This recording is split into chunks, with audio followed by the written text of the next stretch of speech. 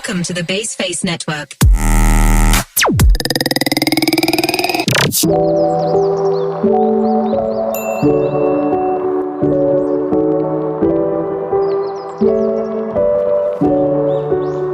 Hello everyone. Sebelumnya, izinkan saya memperkenalkan diri terlebih dahulu.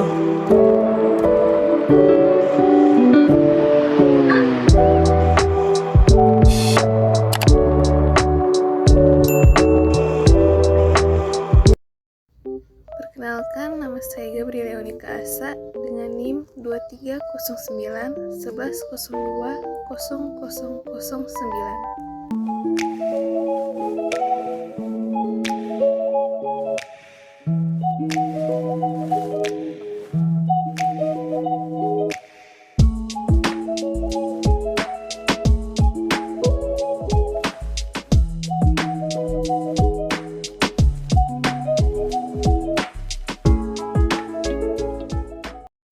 Latar belakang, dalam perjalanan menuju kesuksesan organisasi, ada 3 pilar utama yang tidak boleh dilewatkan: pengorganisasian, pengarahan, dan implementasi. Ketiga fungsi ini menjadi fondasi yang kokoh dalam membangun struktur, mengarahkan langkah, dan mewujudkan visi bersama. Pengorganisasian adalah landasan pertama yang membangun struktur organisasi, menempatkan setiap elemen dengan tepat seperti puzzle yang sempurna.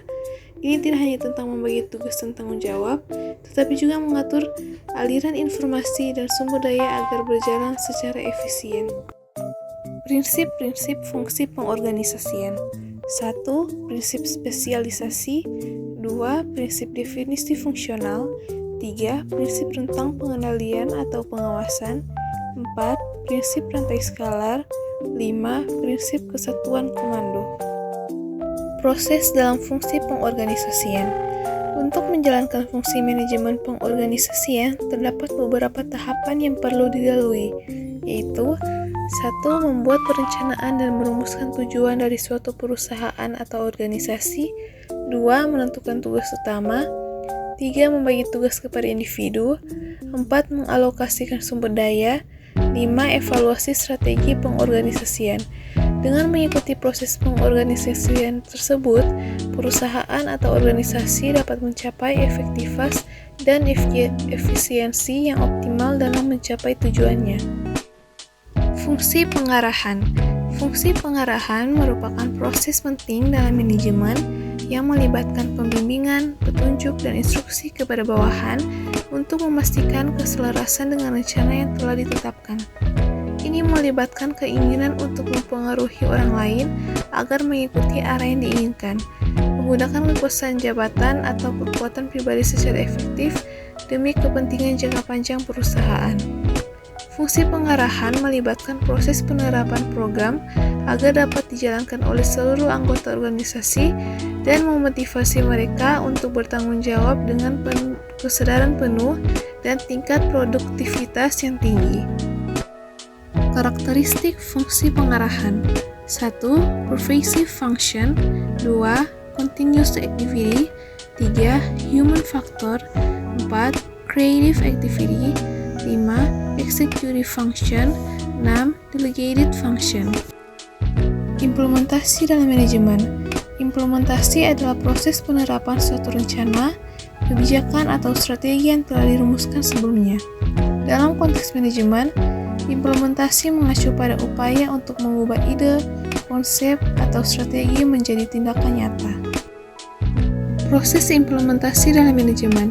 Jika pemimpin mengimplementasikan teori manajemen dengan baik, maka akan diperoleh manfaat dari manajemen, yaitu sebagai berikut. 1. Peningkatan produktivitas. 2.